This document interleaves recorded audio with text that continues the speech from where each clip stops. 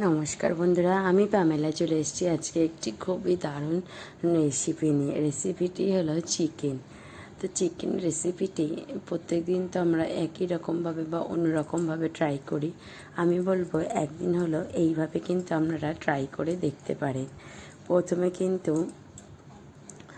আলুগুলো ভালো করে কিন্তু একটু ভেজে নিচ্ছি। একটু সর্ষের তেল আর একটু সাদা তেল, দুটো তেল কিন্তু মিশিয়ে আজকে রান্নাটা করছি।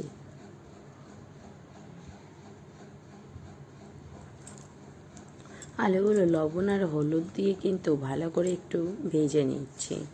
আলুগুলোর গা থেকে হালকা কালার চেঞ্জ করলে কিন্তু আলুগুলো আমি নামিয়ে নেব।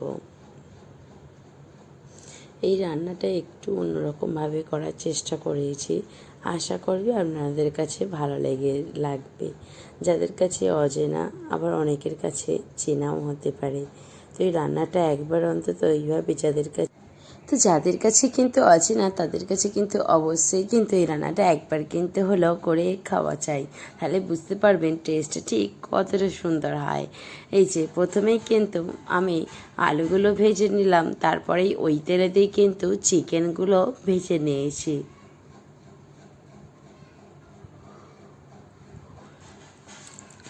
চিকেনগুলো ভাজার সময় কিন্তু একটু সামান্য লবণ আর একটু সামান্য হলুদ আমি দিয়ে দিয়েছিলাম।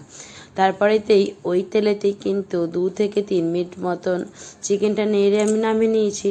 এবং ওই তেলেতে এবারে জিরে, তেজপাতা আর কিন্তু দুটো শুকনো লঙ্কা, একটু ডালচিনি কিন্তু দিয়ে দিলাম।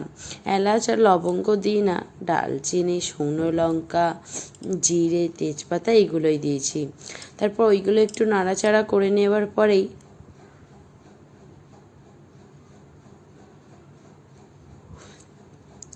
কুচিয়ে রাখা যে পেঁয়াজ, সেই পেঁয়াজটাও কিন্তু দিয়ে দেবো। এবং পেঁয়াজটা ওইদিকে ভাজা হচ্ছে, এদিকে কিন্তু আমি এই যে ভেজে রাখা মাংসটা একটা আলাদা বাটিতে নিয়ে আমি তাতে একটু ম্যারিনেট করে নিলাম লঙ্কার গুঁড়ো, তারপরে জিরে গুঁড়ো, ধনিয়া গুঁড়ো, লবণ, গোলমরিচের গুঁড়ো আর টক দই।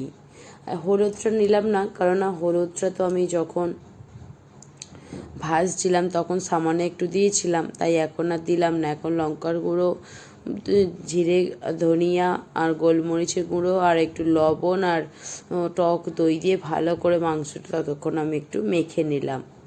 এবার মেখে এটা সাইডে সরিয়ে রেখে দেবো এবং মাংসর গ্রেভিটা রেডি করব। মাংসটার গ্রেভিটা রেডি করার জন্য আমার দেখুন পেঁয়াজটা বন্ধুরা ভাজা হয়ে গেছে।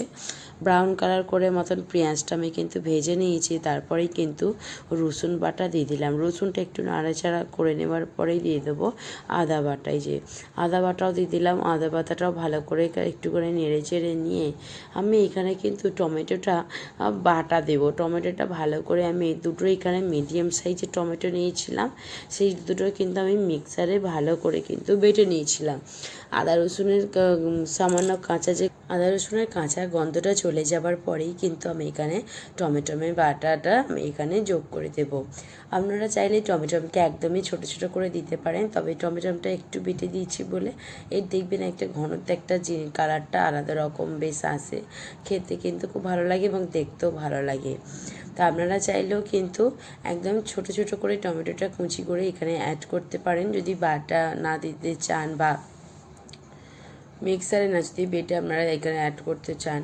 তো এখানে ছোটো ছোটো করে একটু কুচি করে আপনারা দিতে পারেন। তাতে হয়তো সময়টা 2 মিনিট হয়তো বেশি লাগবে, কিন্তু ভালো লাগবে, তাড়াতাড়ি গলেও যাবে ছোট একটু করে দিলে। তারপরে এখানে কিন্তু টমেটোটা ভালো করে তেল ছেড়ে দেওয়ার পরে মশলা থেকে তারপরে দিয়ে দিলাম কিন্তু এখানে তারপরে এখানে কিন্তু মাংসটার সাথে সাথে আমি আলুটাও দিয়ে দিলাম। আর এইখানে কি বলুন তো বন্ধুরা, আমি এইখানে 3-4টে মতন পা কিন্তু অ্যাড করিয়েছি। আপনারা চাইলে নাও করতে পারেন, কিন্তু আমাদের এখানে মানে যখন চিকেন কিনতে গেছিলো তো দাদাভাইকে আমি বলে দিয়েছিলাম 4টে পা নিয়ে আসতে। কোনোদিনও খাই না, একবার স্যুপের সময় খেয়েছিলাম। যারা স্যুপ রেসিপি দেখেছিল তারা নিশ্চয়ই অবশ্যই দেখে থাকবেন। তো সেই সময় না খুব ভালো লেগেছিল, তাই জন্য এখন আবার নিয়ে আসতে বলেছিলাম, তাই জন্য নিয়ে এসেছিল, তাই কিন্তু খাওয়া। খেতে কিন্তু খুব ভালো লাগে। যারা প্রথমবার খাননি তারা হয়তো ভাবছেন যে কেমন খেতে হবে, কোনোদিনও যারা খান না তো তাদেরকে বলবো মাংসের মতনই কিন্তু খেতে লাগে, ভারী ভালো লাগে খেতে। আমিও তো প্রথমবার খেয়েছিলাম, খুব সুন্দর লেগেছিল। এইভাবে ভালো করে রান্না করে খাবেন, খুব সুন্দর লাগে। প্রথমে একটু জলেতে সেদ্ধ করে নেবেন, তারপর ওর ওপর যেটা হলুদ চামড়া মতন অংশ থাকে সেইটা কিন্তু টেনে ফেলে দেবেন। ফেলে দেওয়ার পরে এই যে মাংসের মতন করে রান্না করবে। আর এই যে দেখুন কথা বলতে বলতে কিন্তু মাংসটা অনেকটা রান্নাও হয়ে গেছে। মশলা থেকে কিন্তু একদম দেখুন তেল একদম উপর দিকে ভেসে উঠেছে। আমার কিন্তু অনেকটাই মাংসটা কষানো হয়ে গেছে, সেদ্ধ প্রায় হয়ে গেছেই বলা চলে। এরপর মাংসটা আরও একটু ভালো করে পিট করে ভালো করে নেড়ে চেড়ে আবার একটুখানি সময়ের জন্য আমি চাপা দিয়ে দেবো। এই সময় অবশ্যই দেখবেন যে কষা হয়ে গেছে কি না, তা কিন্তু কষা তুলে খেতে পারেন। বাচ্চাদের ছোটরা থাকলে তাদেরকে কিন্তু এই সময় করে দিতে পারেন।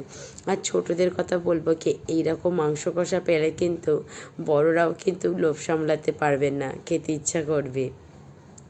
কালারটা দেখুন খুব সুন্দর এসেছে। আমরা কিন্তু কোনোদিন ওই কাশ্মীরি লঙ্কার গুঁড়োটা রান্নাতে ব্যবহার করি না, তাতেই দেখুন কত সুন্দর কিন্তু ন্যাচারাল একটা কালার এসেছে। কত সুন্দর লাগছে তাই না? গ্রেভিটা দেখুন কতটা সুন্দর হয়েছে, আর খেতেও কিন্তু তেমনই কিন্তু সুস্বাদু হয়েছিল। দেখুন মাংসটা কিন্তু অনেকটাই আমার কষানো হয়ে গেছে।